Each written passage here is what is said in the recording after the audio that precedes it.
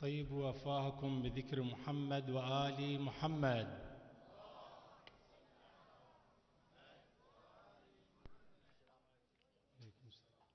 It was narrated from Imam al-Sadiq salamullah alayhi. He said, those of you who can't do a lot of istighfar should always do salawat ala Muhammad wa ali Muhammad.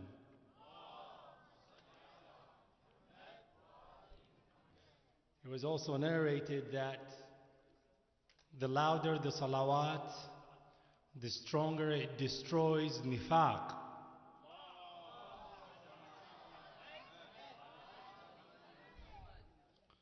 طيبوا أفواهكم بذكر محمد وآل محمد.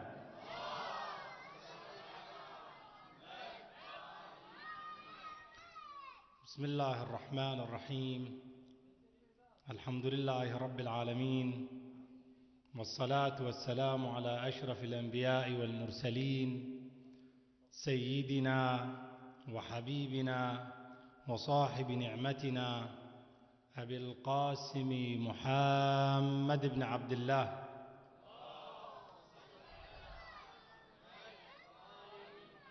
وعلى آله الطيبين الطاهرين وصحبه المنتجبين، واللعن الدائم على أعدائهم أجمعين من حين عداوتهم إلى قيام يوم الدين. أما بعد، فقد قال الله في محكم كتابه: بسم الله الرحمن الرحيم، إن مثل عيسى عند الله كمثل آدم خلقه من تراب ثم قال له كن فيكون. This is verse 59 from chapter 3, Surah Al Imran. عظم الله لكم ولنا الأجر بمصاب الإمام الحسين. رزقنا الله وإياكم زيارة قبره في الدنيا، ورزقنا الله وإياكم زيارته لنا في قبورنا، ورزقنا الله وإياكم شفاعته يوم القيامة. In light of the verse that I recited to you, and as I promised you last night, we will touch bases on Eid al-Mubahala. There was a group of priests from the city of Najran. It falls in the southwest of now what's called Saudi Arabia, a town by the name of Najran. The priests came to Rasulullah sallallahu alayhi wa sallam to delegate with him, to have a conversation, to prove to him that he is wrong.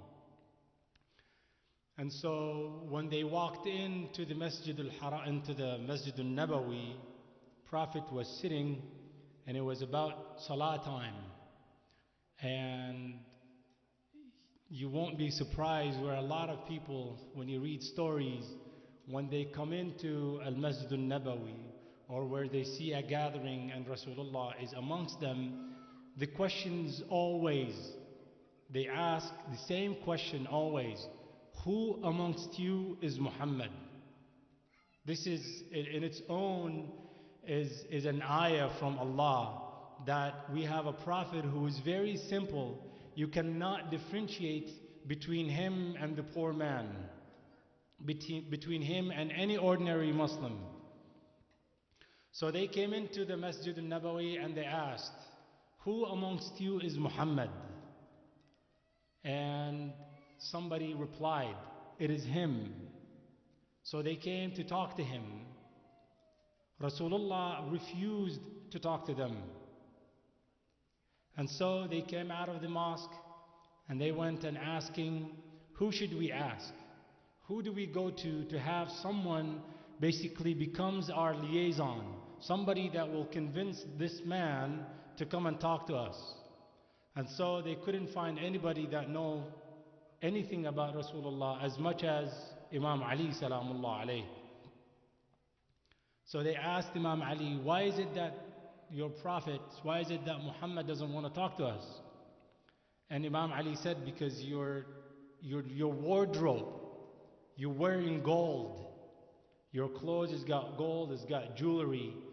And because he's Rasulullah, he doesn't talk to people when they think they are higher than everybody else. He wants to talk to people who are simple. And sadly enough, amongst us, inshallah none here, but I see a lot of people, young guys wearing gold rings. And I swear one day I asked one of my friends, I said, is that a gold ring? And he's like, yeah, it is a gold ring. And I said, where did you get it from? He's like, my father bought it from me. I said, really? Where did he buy it for you from? Oh, he bought it when he went to Hajj.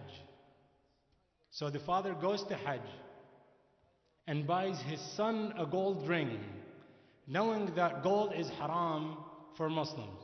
So anyways, going back to the story. So they listened to what Imam Ali advised them, and they went and they changed their wardrobe. And they came in to talk to Rasulullah. Of course, this time they knew who the man was. They came to talk to him, and so happened at that particular time it was Salah time. It was a time of prayer. So for them, for the Christians, they ring the bell.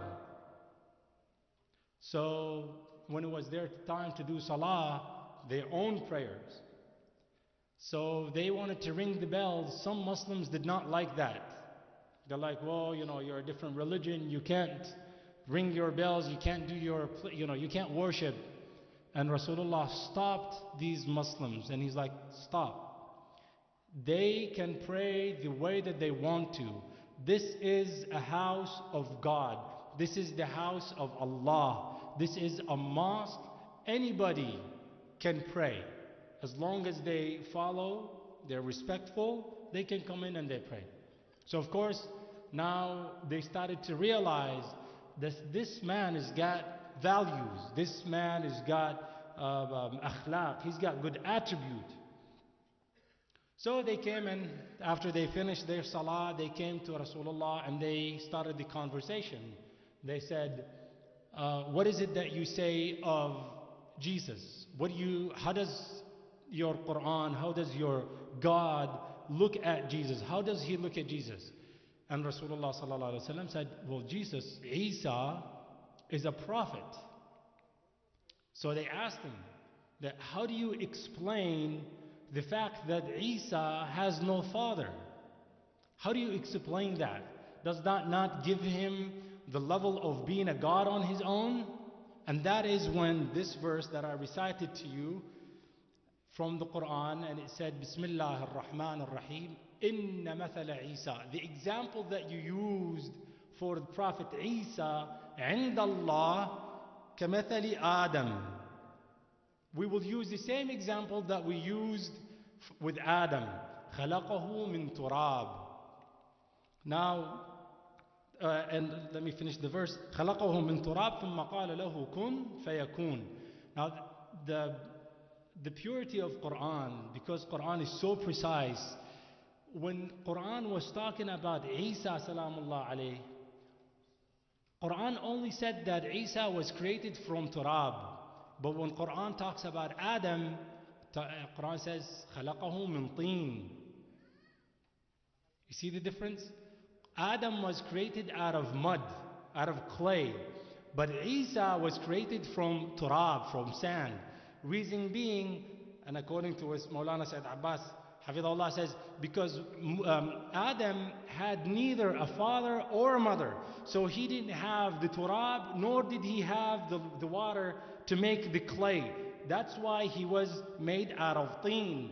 But Isa salamullah alayhi did not have a father, therefore he had a mother. That's why Quran calls Isa that he was created from turab. And then, of course, the conversation, and Rasulullah started proving to them that this is what Quran came with, and then they could not come to an agreement. When they couldn't come to an agreement, Rasulullah said, okay, our next step is we pray to Allah, and the prayer to Allah is delegated, and he was ordered by Quran to them to tell him to tell these people is this. Now that they basically came to a dead end, they could not go into the conversation any further. So Rasulullah had this next verse revealed to him, and it's verse number 61 from the same chapter, from Surah Al-Imran. Bismillah ar-Rahman ar-Rahim. فَمَنْ حَاجَّكَ فِيهِ. Anybody that has a hujjah, anybody that has a question about fee, and of course because the verse of about Isa salamullah alayhi was basically 2 verses before this verse, so it is a continuation. Basically the story continues. فَمَنْ حَاجَّكَ فِيهِ مِنْ بَعْدِ مَا جَاءَكَ مِنَ الْعِلْمِ. You tell them all your ayat, you tell them all your reasonings behind calling Isa a servant of Allah, a Nabi, and they still don't want to basically follow what you tell them. فَقُلْ تَعَالَوْا. This is what you have to tell them now. Come, let us do this. This is the thing that we have to do. Is تَعَالَوْا نَدْعُوا أَبْنَاءَنَا وَأَبْنَاءَكُمْ. Let's bring our children and your children. You bring your children and we'll bring our children. وَنِسَاءَنَا, and our women and your women. وَأَنفُسَنَا, let's bring ourselves and you bring yourselves. وَأَنفُسَنَا وَأَنفُسَكُمْ ثُمَّ نَبْتَهِلْ. And then we go and seek prayer from Allah. What is it that we want to do? Is فَنَجْعَلْ لَعْنَةُ اللَّهِ عَلَى الْكَاذِبِينَ. We want Allah to condemn the liars. So this is the verse. Rasulullah tells these Christians, the Najrani Christians, that this is basically our final station. What would you want to do? So of course they were basically stuck between a rock and a hard place.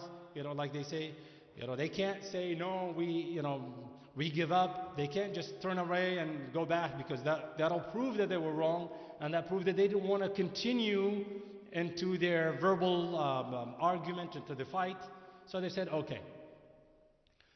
The next morning, and this is why the day of Mubahala is very crucial, because the verse explained why.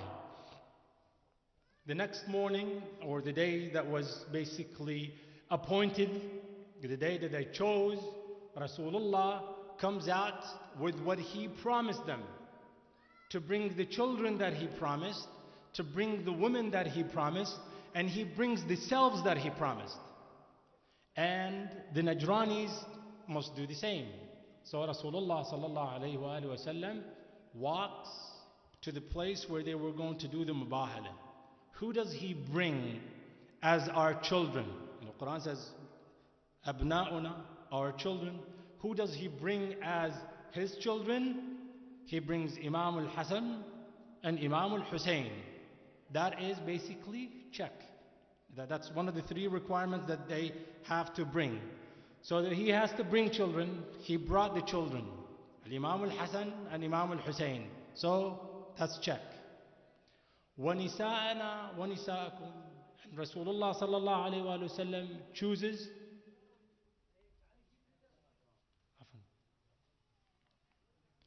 وَنِسَاءَنَا وَنِسَاءَكُمْ. He chooses Sayyidah Zahra salamullah alayha. So he brings someone that will fit this category. So basically, check. Number 2. Now number 3 is the one that basically links us to last night. Why is Eid al-Ghadir and Mubahala? Basically it puts them together. Rasulullah didn't come by himself. He said, we will bring ourselves. Rasulullah didn't come alone. Why did he bring someone else? He's not required to bring someone else. He brought Imam Ali salamullah alayhi. It is one of 2 things. Either Rasulullah does something that he's not allowed, or he's not supposed to be doing. Hasha lillah. Quran says, Bismillah ar-Rahman ar-Rahim, وَمَا يَنْطِقُ عَنِ الْهَوَىٰ. And I remember one day I asked one of the Sada, I said, what is yantuq? In Arabic, there is kalam and there is nutq. Just like there is hearing, a different example. There is hearing and there is listening. You can hear somebody from a distance, but you won't be listening to them. You're not paying attention to them. Same thing with nutq and kalam. What is the difference between nutq and kalam? So I asked the Sayyid, and Sayyid said, nutq is a step below kalam. In other words, in my personal translation, imagine mumbling. Mumbling, when somebody makes a sound and it makes no sense. This kind of mumbling is guarded by Allah. If Rasulullah wal-iyadu billah was to say anything, even if it doesn't make any sense, it's guarded by Allah. What do you think his actions are? Most definitely, if, on a lower scale, if speaking and not making any sense is guarded by Allah, most definitely his actions are guarded and are of value. He can't just make things on his own. Rasulullah doesn't do things on his own. So Rasulullah brings Ali ibn Abi Talib. Why does he bring Ali ibn Abi Talib? This will link us to one hadith that Rasulullah sallallahu alayhi wa sallam was asked one day by Jabir ibn Abdullah al-Ansari. Jabir asked Rasulullah, Ya Rasulullah, what was the first thing that Allah created? What was the number one thing that Allah created? And the answer was, Ya Jabir, O Jabir, أول ما خلق الله نوري. The first thing that Allah created was the nur of Muhammad sallallahu alayhi wa sallam.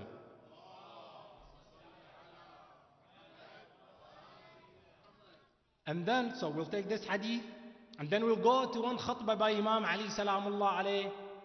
He says, أول ما خلق الله نور نبيكم. And then he split this brightness. Rasulullah, Allah split this nur into two pieces.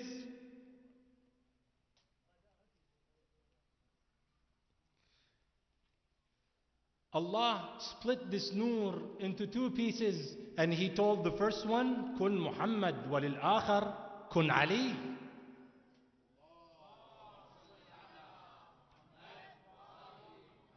Basically, they're the same. They are the same. It's just the hikmah, and it's in the knowledge of Allah. They had to be split. But if you come and you do basically, if you do a comparison, no one compares to Rasulullah. That is out of the question. You can't even compare. You don't compare between the two. And it doesn't matter who you bring to compare with Rasulullah. They don't compare. But Imam Ali salamullah alayh, when he was asked, they asked him, Ya Ali, of course, so there are some people who are very disrespectful. It's to the point that I believe Al-Shafi'i, I believe it was the Shafi'i, they asked him, they said, you wrote a book about Ali ibn Abi Talib, how come you didn't mention Muawiyah? He said, Subhanallah, Muawiyah doesn't like the fact that he stole the Khilafah from Ali ibn Abi Talib. Now we want to compare the both?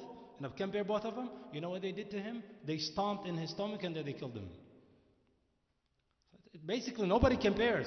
So they asked, they came disrespectful. They said, Ya Ali, who is better, you or Adam? Of course, we're talking about Ahlul Bayt salamullah alayhim. Imam Ali says, Ahlul Bayt la yuqasu bihim. We are the kind of people that nobody measure up to us.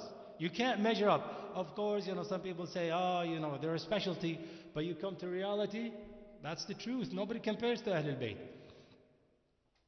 So they asked him, why is it that you say that you are better than Adam? He said, simple. Allah told Adam, this heaven is open for you. Just don't eat out of this one tree. This one particular tree, don't eat from it. And the rest is halal for you.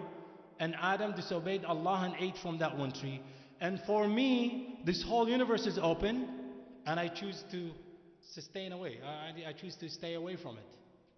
They said, who's better, you or Ibrahim salamullah alayh? He says, I'm sorry. They asked him, I think it was Ibrahim.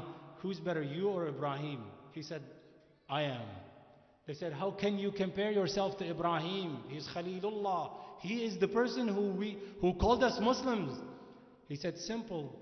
Ibrahim, and inshallah we will talk about this verse. Ibrahim asked Allah, قال ربي أرني كيف تحيي الموتى. How is it that you recreate the dead? And Imam Ali says, لو كشف لي الغطاء ما ازددت يقينا. If Allah takes away this guard, this curtain that is between me and the nur of Allah, so, the being of Allah, I would, my iman and my belief in Allah would not increase. I am at the point where I believe in Allah to the point that if, which is impossible, but my personal translation, so don't say, this is what the Muslims say, but no, this is my personal translation. To the point that if Imam Ali was to see the nur of Allah, he would not increase his belief in Allah because he is at a higher point. And he says, Ibrahim salamullah alayhi asked Allah, Arini kayfa tuhyi al-mawta. So they asked him, this is why I want to get to this point. They asked him, who's better, you or Muhammad, you or Rasulullah? And he says, you compare me to Rasulullah. Ana abdun min abid Muhammad. I am a servant.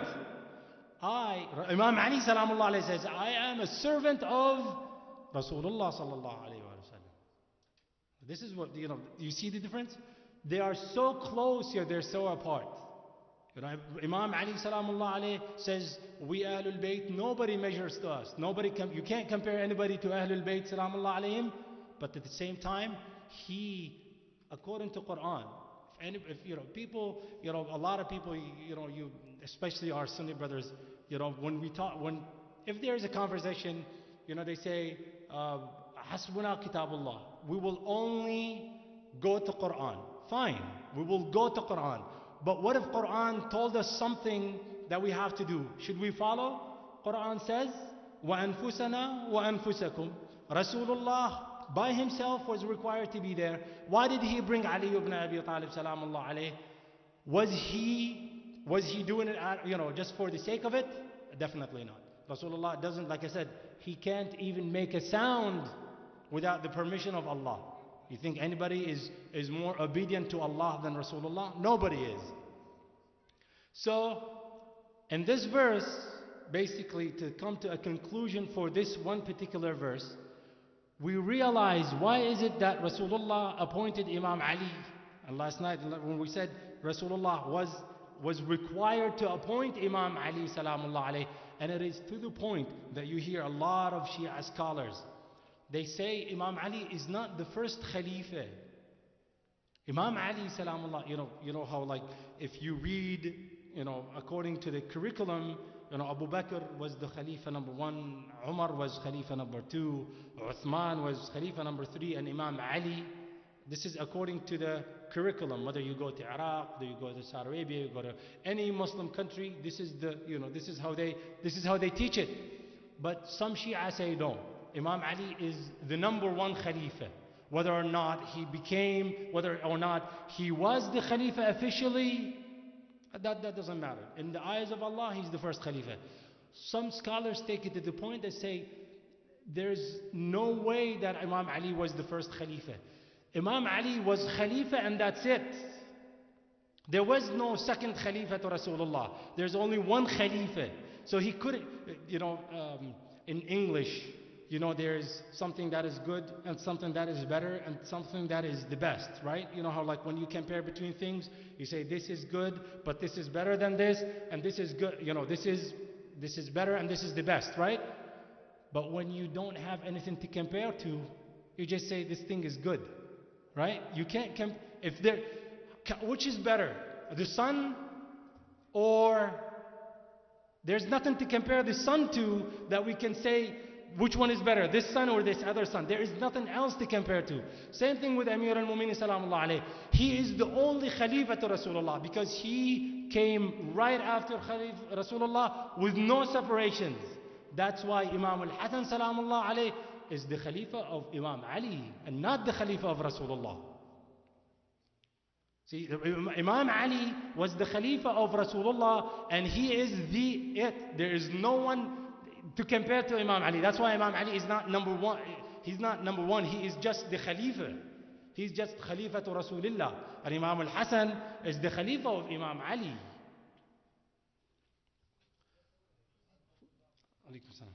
So this is why Rasulullah appointed him, and the comparison that Allah said, if you don't do the tabligh that Ali ibn Abi Talib is your Khalifa, then basically the whole Islam is pointless. One other thing that, the reason why I wanted to talk about this and why is this a great day is the fact that not only does Quran call Ali ibn Abi Talib Nafsu Rasulillah, he's not just Nafsu Rasulillah, they're the same, they're so similar. Not only does Quran do that, Quran calls Imam al-Hussein salamullah alayh as the son of Rasulullah. And that is very crucial, because a lot of people, and even here in the West, everywhere you go, when someone gets married and they have children, his children will bear his last name. True? You don't find Mr. Smith married to Mrs. Johnson and the children are called Johnsons. They're called Smith. This is how it is, because it's the father's name, it's carried by the children. Quran basically rotates this equation. This equation, when it comes to Rasulullah, it's different. Because Sayyidah Zahra, salamullah alayhi, Rasulullah didn't have any children. Live children that were alive and were married. Basically, his lineage came out of one way. And that one way happened to be Sayyidah Zahra, salamullah alayha. And inshallah, إذا وفقنا Allah, to the night where we talk about the specialty of women, inshallah we will talk about the Hadith al-Qudsi. Sayyidah Zahra holds a very crucial position in Islam. So the lineage of Rasulullah comes through Sayyidah Zahra. And Quran calls Imam al-Hussein salamullah alayh the son of Rasulullah. There are some, I heard this one narration that Rasulullah sallallahu alaihi wasallam one day had Imam al-Hussein in his lap, and he had his own son, Ibrahim salamullahi alayh, was also on his other, basically he had one on one hand and the other child was on the other hand. And they were both 3 years old. Rasulullah is very delightful because, it's, every man, wants to see his lineage going. How they say, who's going to carry the torch after you? They want to see his, everyone wants to have a son that carries the name and goes on. So Rasulullah was very delightful that he had Ibrahim, because, he lost 3 of his own children. He lost Al-Qasim, wa Abdullah, wa Ibrahim, and then, he lost 2 children, Al-Qasim wa Abdullah, and now Ibrahim is in his lap. He's very happy. And right at that time, Jibreel comes to him and says, Ya Rasulullah, you have a choice to make. Right now, you have a choice. You either lose Ibrahim or you lose Al-Hussein. It's up to you. And believe me, this is not a narration that is something that, our Shia scholars narrate. This is something that is, that they call in the Ummahat al-Kutub. This is what the Sunni scholars narrate. Because, Ahlul Bayt, to us, they are a higher level. We put them at a higher level than our Sunni brothers. But our Sunni brothers still love Ahlul Bayt. There's the Wahhabis, and the path of Bani Umayyah is a different path. I think most of you know, Islam has been split into 3 paths, 3 schools, 3 school of thoughts. The one school of thought is what we believe, Al-Islam Al-Muhammadi Al-Asil, just like Imam Al-Khumaini rahmatullah alayhi calls it, and that is the path of Ahlul Bayt, and this is what we believe we're following. And then the second path is the path of our Sunni brothers, and this is what a lot of people follow, and that is, they say Ahlul Bayt, they're basically a notch over, everybody else, but they're just like anybody else. They're not infallible. They're not ma'soomeen. And this is how, they love and they respect him. And, if you go to Tunisia, if you hear about people from Tunisia, they don't even name their children by, if his name is Ali or Hassan or Hussein, they don't call him Hassan, Hussein or Ali. They call him Sidi Hassan or Sidi Hussein or Sidi Ali. And if the girl is named Fatima, she will always be known as Fatima Zahra. So they love and they respect Ahlul Bayt. And of course, the third path, and that is the path that we, including our Sunni brothers, they fight, which is the path of Banu Umayyah, and that is the path of, right now, is basically adopted by the Wahhabis. So this is the story. Rasulullah basically had the choice. He had to make a decision right then and there. Who gets to, who does he want to lose? And Rasulullah said, if I lost Ibrahim, I will be saddened and I'll be hurt. But if I lost Hussein, salamullah alayh, I will be hurt, Ali will be hurt, and Fatima will be hurt. Therefore, I am willing to lose my own son as long as I get to keep Hussein. The reason why I narrated this story is after Rasulullah told his companions, this is what happened, that's when people started calling Imam al-Hussein and Imam al-Hassan, Yabnay Rasulullah. All the children of Rasulullah. They no longer started comparing them to the children of Ali ibn Abi Talib. Everybody knows that biologically, Imam al-Hassan and Imam al-Hussein are biologically the children of Imam Ali. But after this specific incident, and of course supported by Quran, people started calling them Yabnay Rasulullah. Until one day, a gentleman, wal-iyadu billah, is named by Al-Hajjaj. Shaykhna last night narrated it in Arabic, and I wanted to narrate it in English for you guys, those of you who didn't understand the story in Arabic. Al-Hajjaj basically is the historical figure of Saddam, la'natullah alayhima. Both Hajjaj and Saddam. Okay, basically, he had one of his prisons, it was just walls. There was no ceiling. That's one of his minor problems. So one day, it was Eid al-Adha, and Eid al-Adha, it is the day of sacrifice. A lot of sheep get slaughtered. The joke goes, this farmer had these sheep, and one day he woke up and he asked them, how you guys doing? They're like, really terrible. He's like, why? And he said, don't you know it's Eid al-Adha? You guys are going to be sacrificing us very soon. And so it is the day, where they sacrifice. By the way, this was a joke, Sallallahu Muhammad wa Muhammad.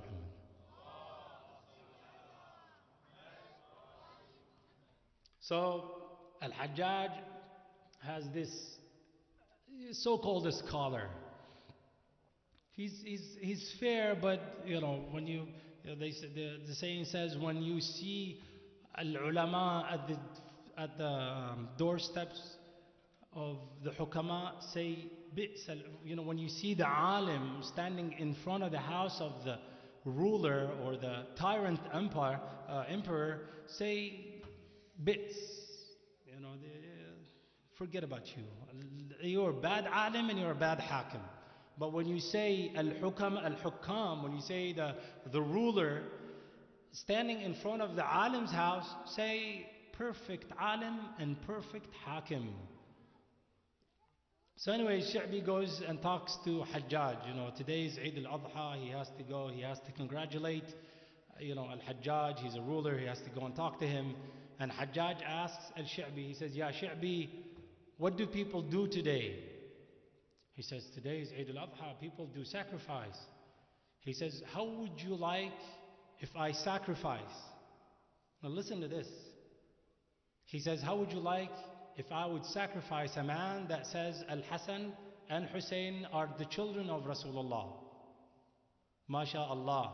You guys in Arizona, about 15,000 kilometers away from Imam al-Hussein, you can say Ya Hussein, you can say Hussein ibn Rasulullah, you can cry, you can do latum, you can do aza, nobody questions you.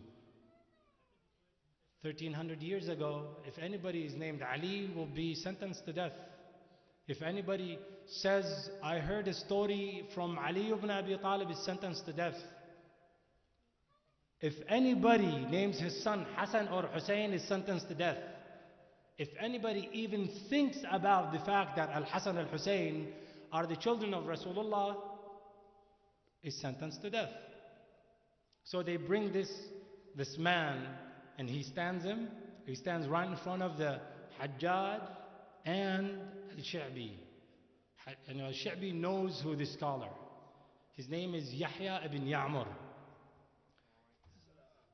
So Hajjaj, according to the narration that I heard, he said, Ya Yahya, you give me a proof from Quran. I want a proof from Quran that tells me that Al-Hasan wal-Hussein are the children of Rasulullah. You bring me the proof, I will give you 10,000 dinar. You bring me the proof, I will give you 10,000 dinar. I'll give you 10,000 dinar. You don't bring me the proof, I will kill you. Under one condition. This condition is not to use this ayah. Ayat al-Mubahala, nad'u abna'ana wa abna'akum. Don't use that. And by the way, Hajjaj had memorized the Quran. There's a difference between memorizing and living by. One day they brought a guy, a young man to Hajjaj, and they said, and Hajjaj asked this guy, and he said, how much of Quran do you know? And the guy said, why should I basically why should I memorize it? And Hajjaj says, what should I ask you? What should I tell you to find out how much of Quran have you memorized? He asked him, he says, tell me how much have I learned from Quran? What have I learned from Quran? It's not what I memorized. What did I learn from Quran? He said, okay, fine. What did you learn from Quran? And this guy respectfully says, Bismillah ar-Rahman ar-Rahim, إذا جاء نصر الله والفتح ورأيت الناس يخرجون من دين الله أفواجا. And Hajjaj says, whoa, stop. This is a wrong verse. Quran says, Bismillah ar-Rahman ar-Rahim, إذا جاء نصر الله والفتح ورأيت الناس يدخلون. يدخل is to enter. You said يخرج is to exit, to depart from. He says, yeah, true. They were يدخلون, they were entering Islam when Rasulullah was alive. But now that you are the Amir and Abdul Malik is the Khalifa, most definitely people will depart away from Islam. This is the kind of person that Al-Hajjaj was. So anyways, going back to Yahya ibn Ya'mur. He says, the condition is, don't use the ayah of Mubahala. Don't use ayah.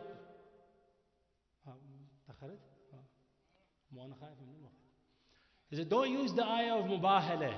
Don't use it, because I already know it. I want a different ayah. He said, simple. You know Quran. You have Quran memorized. He said, yes, I do. He said, recite. He said, I will tell you the verse, and I want you to continue reciting for me. And he said, yes, I will recite. And Yahya ibn Ya'mur says, you tell me, what did this ayah mean? Bismillah ar-Rahman ar-Rahim, وَمِن ذُرِّيَّتِهِ. And out of his lineage. Dhurriya is lineage. It says, and out of his lineage. Whose lineage was this ayah talking about? Which lineage are we talking about? He said it's the lineage of Nabiullah Ibrahim salamullah alayhi. It was like, good. That's a good start. This is a good place to start. Continue, ya Hajjaj. I want you to recite the ayah. And he says, وَمِن ذُرِّيَّتِهِ دَاوُودَ وَسُلَيْمَانَ. David and King Solomon. وَأَيُّوب. Of course, there are some names of prophets. I do not know the translation, so I will only use the Arabic translations. If I know the translation, inshallah, I will do my best. وَأَيُّوب, the most patient man, they say, especially we Iraqis, when we get to the point that we're stuck, we say, Ya Sabr Ayyub. It's the point that he was very patient. Okay? So basically, Dawood, David, and Sulaiman, King Solomon, wa Ayyub, Those are all prophets. ويوسف, Joseph, وموسى, وهارون, وكذلك نجزي المحسنين. So far 7 prophets. وزكريا, and Zachary is the son of, is a prophet Zachary. He's the one who adopted Sayyida Maryam salamullah alayha. ويحيى, Jonah, his son, the son of Zachariah. وعيسى, and then he's like, continue. وإلياس وكل من الصالحين. And he says, that's the continue. He's like, okay, so we want to stop. We want a brief break. You know, briefly, just not too long ago, I told you the lineage comes from a father, and that's the name just continues. And that's how the lineage is by the male participant in any relationship. And so Yahya asked him, he said, why did Quran call Isa the son of Ibrahim? And we all know that Isa does not have a father. He said, simple, because Maryam salamullah alayha is the daughter of Imran salamullah alayh, and she is from the lineage of Ibrahim. And he said, how many grandfathers are between Isa and Ibrahim? He said, many grandfathers. And he said, yet Quran calls Isa the son of Ibrahim after so many fathers. But Al-Hussein, Al-Hassan wal-Hussein, only Fatima between them and Rasulullah. And you don't let me call Al-Hassan al-Hussein the children of Rasulullah? So of course this is Al-Hujjat al-Baligha, he couldn't do any more.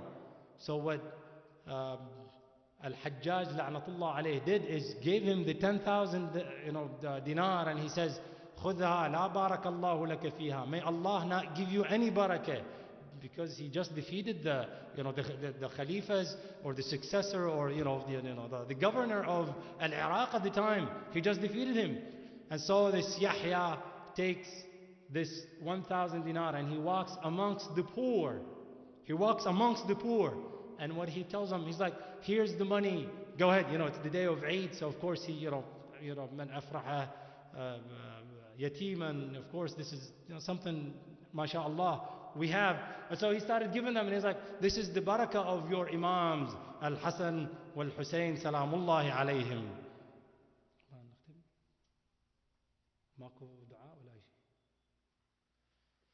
طيب وفاكم بذكر محمد وآل محمد.